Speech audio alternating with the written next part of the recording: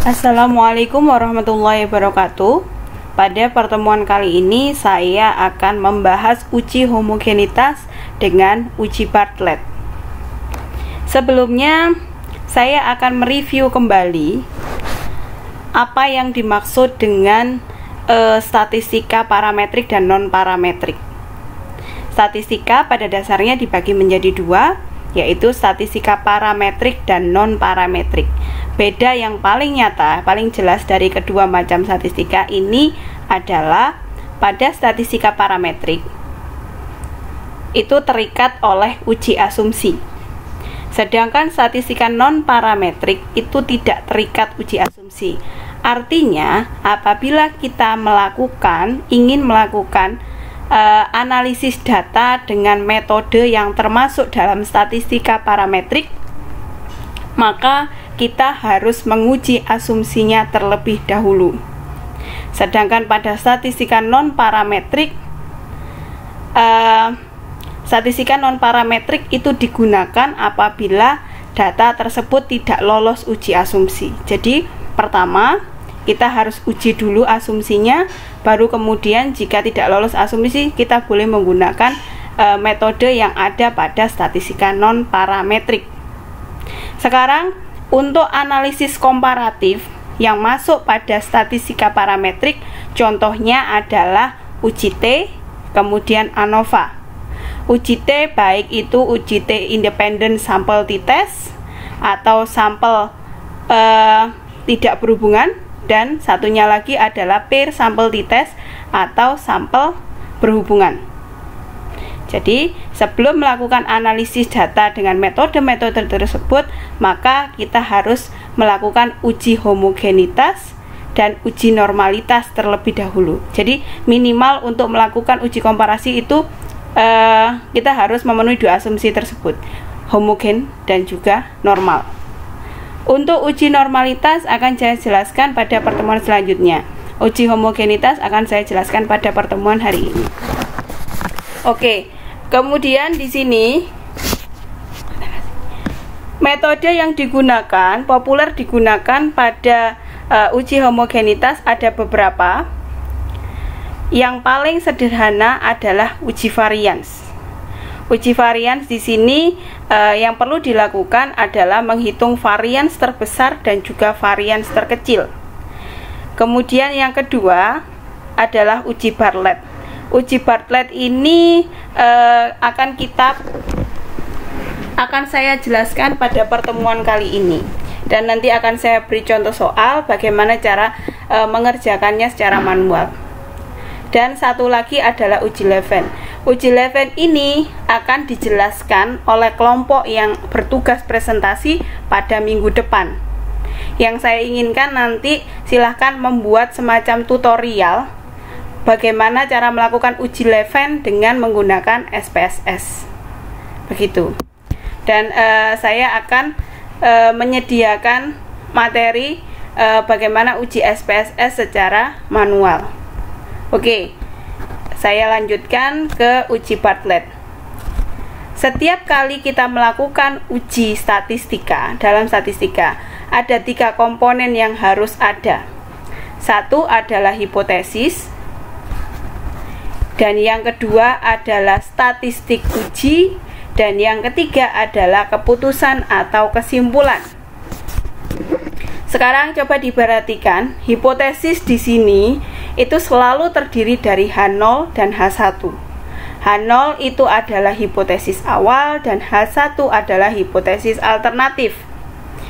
Kalau dalam analisis inferensia, misal korelasi, terus kemudian uji T, ANOVA, regresi, H0-nya selalu negatif.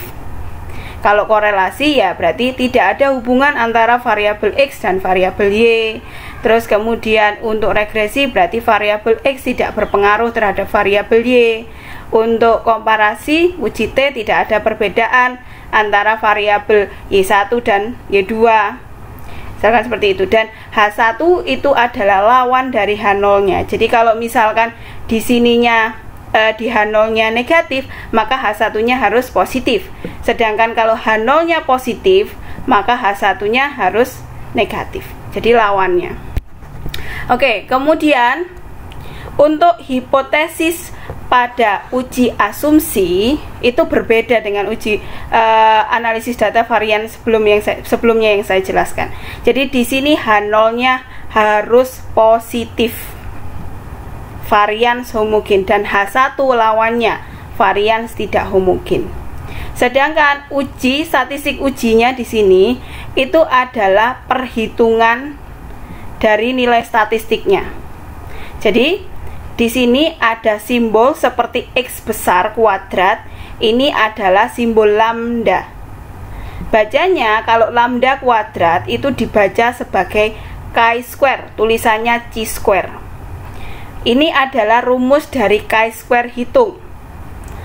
Ln 10, jadi di kalkulator silakan diketik ln 10 berapa, kemudian kalikan dengan yang di dalam kurung sini. Ada B itu adalah nilai Bartlett-nya, bisa dicari dengan rumus di bawahnya ini, dan yang dikurangkan dengan perkalian dB dan log SI kuadrat. dB itu adalah derajat bebas, degree of freedom. Biasanya kita butuhkan pada saat kita mencari nilai tabel, dan nilai kemudian dikalikan dengan nilai logaritma, bisa dicari di kalkulator. Log S1 kuadrat ini adalah simbol varians. Kalau S tambah kuadrat itu simbol standar deviasi, sedangkan simbol varian adalah S1 kuadrat. Ini adalah rumus B-nya, kemudian ini adalah rumus S kuadrat gap, artinya varians gabungan. Kemudian statistik uji itu harus ada hitung dengan tabel. Kalau di sini adalah chi-square hitung, maka lawannya pembandingnya adalah chi-square tabel. Pada saat menentukan tabel, kita harus tahu berapa tingkat kesalahan atau alfanya dan berapa dB-nya. Alfa pada umumnya itu antara 5% atau 1%. 5% atau biasanya tulis 0,05, 1% 0,01. Alfa kalau dalam dunia pendidikan itu 5% saja sudah cukup, 0,05. Sedangkan dalam dunia kesehatan itu butuh yang lebih teliti dari 0,5. Biasanya dipilih 0,01 atau 1%. Sedangkan nilai K di sini adalah jumlah sampel atau kelompok data yang akan dibandingkan. Jadi jumlahnya ada berapa? Kalau misalkan saya ingin membandingkan, saya ingin mengetahui keefektifan model metode pembelajaran X antara kelas 6A, 6B, 6C, maka di sini K-nya adalah 3 karena yang dibandingkan adalah 3 kelas, 6A, 6B, 6C. Atau saya ingin membandingkan bagaimana persepsi suatu kelas terhadap model pembelajaran A, B, C. Sampelnya cuma satu kelas, tetapi di sini dihitungnya ada tiga kali treatment. Jadi kelas tersebut menggunakan metode A, kelas tersebut menggunakan metode B, dan kelas tersebut menggunakan metode C. Jadi di sini K-nya tetap 3 karena ada 3 sampel data atau 3 kelompok data yang akan dibandingkan keefektifannya. Oke, terus kemudian di sini ada keterangannya. K adalah jumlah variabel yang diuji homogenitasnya, dB derajat bebas masing-masing variabel, dan seterusnya. Terus selanjutnya adalah jika kita sudah mengetahui nilai chi-square hitung dan chi-square tabelnya, maka kita bisa mengambil kesimpulan atau keputusan. Yang perlu diingat di sini adalah kalau hitung lebih besar atau sama dengan tabel, pasti kesimpulannya tolak H0. Tolak H0 itu artinya apa? Tinggal kita kembali lagi ke hipotesis. Ini fungsinya hipotesis. Jadi H0 ini saya tolak. Berarti apa? Yang bunyi adalah H1, yaitu varians tidak homogen. Jadi pasti tolak H0 itu jika hitung lebih besar atau sama dengan tabel. Itu pasti. Dan hitungnya itu nilai hitung apa? Bisa apa saja, tergantung uji apa yang sedang kita bahas di sini. Kalau di sini kan chi-square hitung dan chi-square tabel. Kalau misalkan diuji korelasi ya R hitung dengan R tabel, misalkan seperti itu. Terus selanjutnya, agar lebih mudah, saya berikan contoh kasus uji homogenitas dengan uji Bartlett. Judul penelitiannya adalah perbedaan keefektifan penerapan model pembelajaran A, B, dan C pada kelas statistika.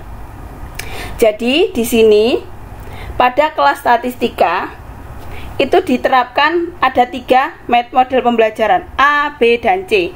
Diterapkan pada kelas yang sama dengan metode model yang berbeda.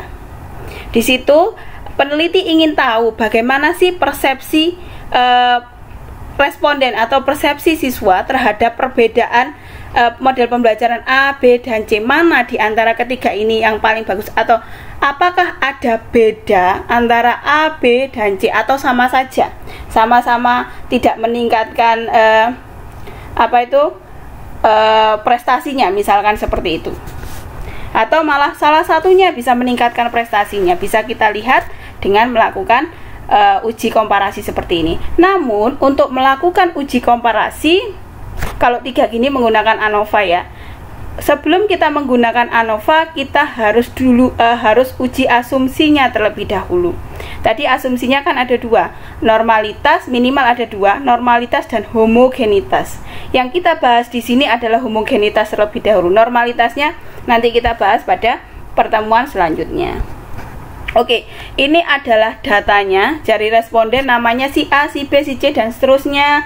Kemudian model pembelajaran A disimbolkan datanya adalah X1, model pembelajaran B X2, model pembelajaran C X3. Jadi di sini menurut si A, keefektifan model pembelajaran A itu skornya 30.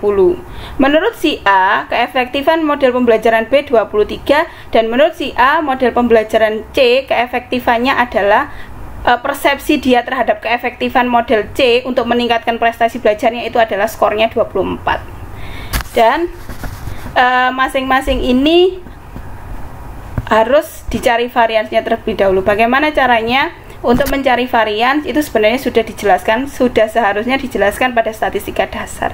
Tapi di sini nanti akan saya sampaikan lagi bagaimana cara menghitung variansnya. Oke. Permasalahan, ujilah homogenitas data keefektifan penerapan model pembelajaran A, B, dan C pada kelas statistika dengan uji Bartlett.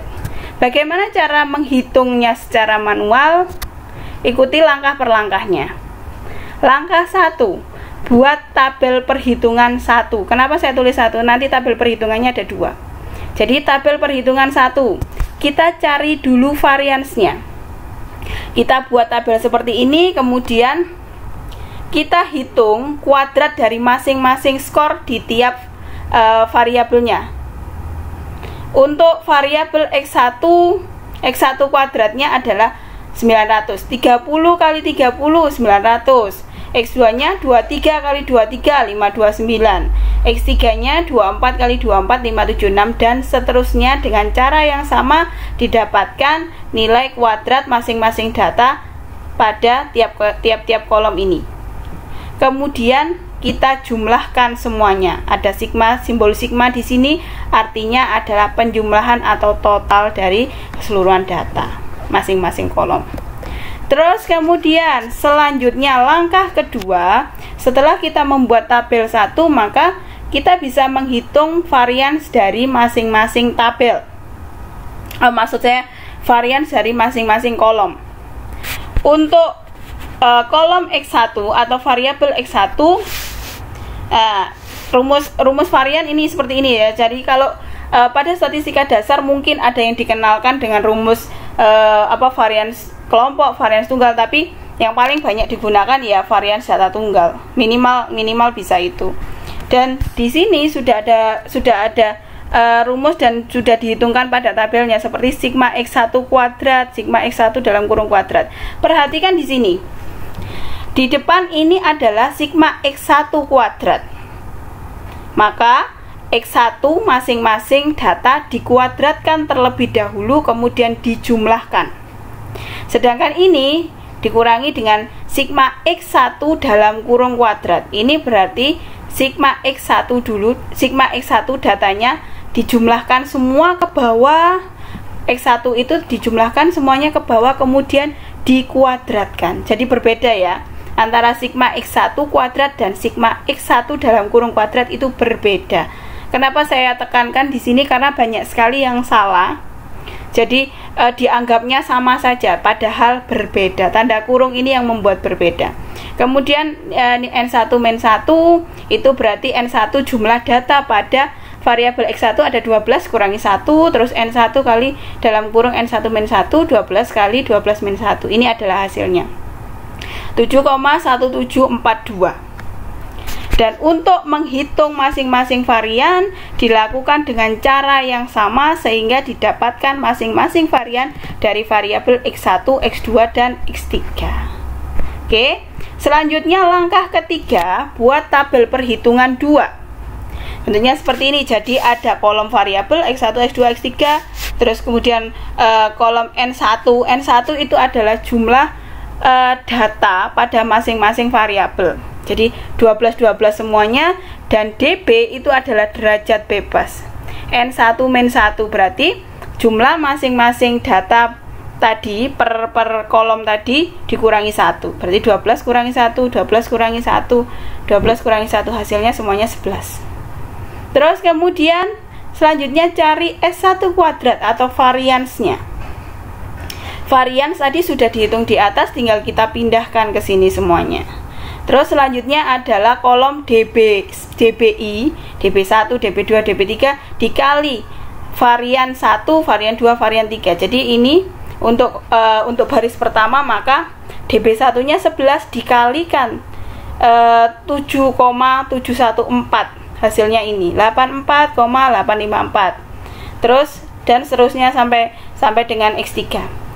Terus selanjutnya logkan varian dari masing-masing kolom variabel tadi. Jadi log S1 kuadrat berarti log dari 7,714, log dari 19,818, log 18,386. Ini adalah hasilnya. Dan kolom terakhir di sini adalah perkalian dari DB derajat bebasnya tadi 11 tadi dengan log dari varian masing-masing datanya. Hasilnya ini, dan dijumlahkan ke bawah. Kenapa? Agar memudahkan perhitungan selanjutnya. Oke, selanjutnya langkah keempat adalah menghitung varians gabungan.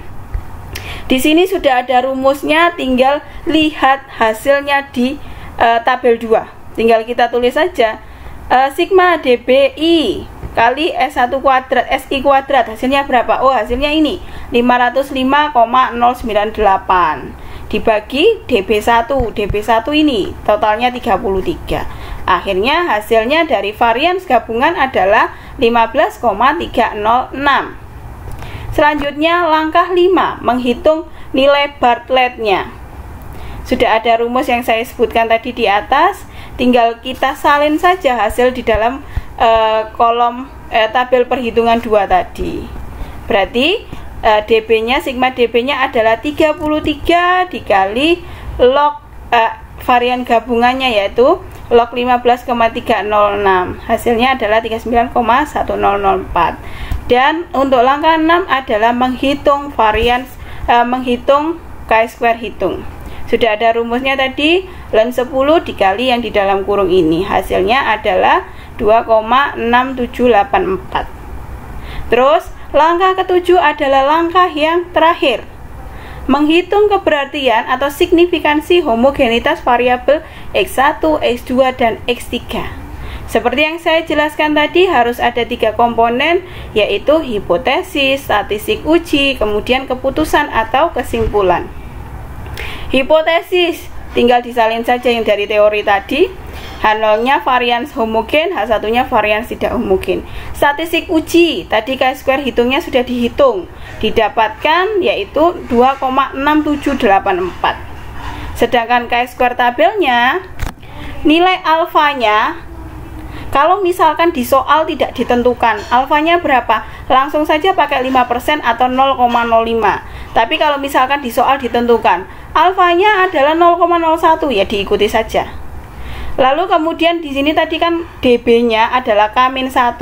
K adalah jumlah variabel atau kelompok data yang dibandingkan, yaitu ada 3 dikurangi 1 yaitu 2, db-nya 2. Sekarang kita cek apakah benar kalau alfanya 0,05 terus db-nya 2, hasilnya adalah chi-square tabelnya adalah 5,9915. Kita lihat.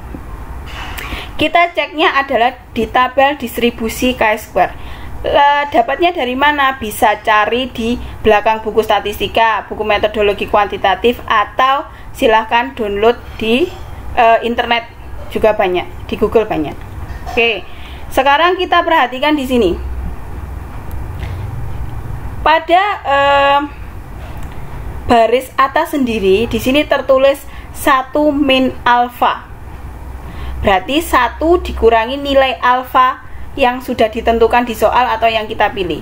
Alfanya tadi kan 0,05, berarti 1 dikurangi 0,05 yaitu 0,95.